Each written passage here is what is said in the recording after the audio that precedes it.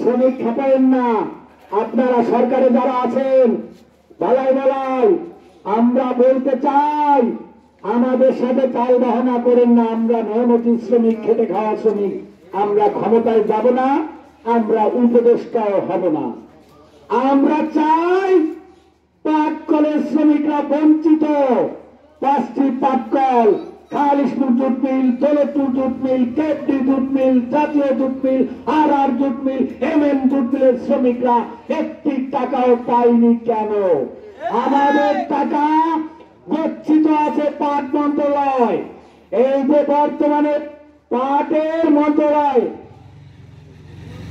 আব্দুল রব আওয়ামী লীগের গুন্ডা, এই আওয়ামী লীগের গুন্ডা খালিশপুর এসে জাহাঙ্গীর কবির নামক কসাই পাটমন্ত্রী, এই কসাইরে বলেছে 1600 কোটি টাকা জমা আছে।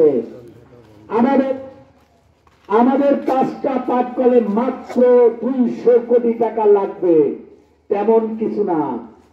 এই আওয়ামী লীগের ফ্যাসিস্ট গুন্ডা, লুটতরাজ, ধর্ষণকারী, খুনি এই গোলাম দস্তগীর লক্ষ লক্ষ কোটি টাকা দিয়েছে তার কারখানার নামে।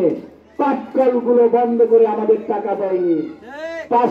5টি পাটকলের টাকা নিয়ে ধানাই ধানাই করতেছে। তাই আমি এখান থেকে প্রশাসনের ভাইয়েরা যারা আছেন, মিডিয়ায় যারা আছেন, তাদেরকে আমি মেহনতি ভাবে অনুরোধ করব, ভাই আপনারা, আমরা গরিব মানুষ, খেটে খাওয়া মানুষ, এখানে অনেকে রিক্সা চালায়, হোটেলে কাজ করে। এই যে মা বোন যারা দেখতেছেন, এরা বাসা বাড়িতে কাজ করে।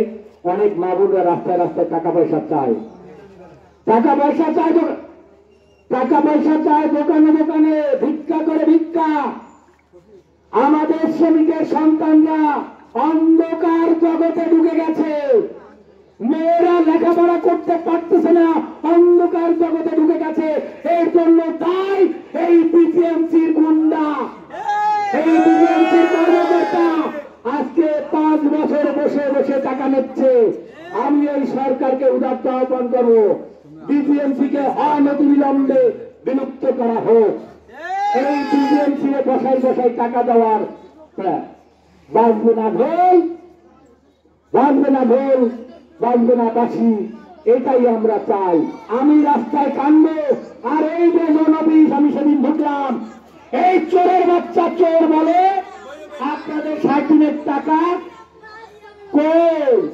আমাদের 60 দিনের টাকা দিয়েছে চোরের বাচ্চার কাছে, রিপোর্ট আছে। এই চোরের বাচ্চা মিজান সাহেব আর এই যে জোনাইজম যৌথ বলে আমাদের টাকা বিলুপ্ত করেছে। আমরা এই জোনাইজমের বিচার চাই। এই জোনাইজমের যদি আমরা বিচার না পাই, প্রয়োজন বোধে জোনাইজমের যে কি অবস্থা হবে, 1900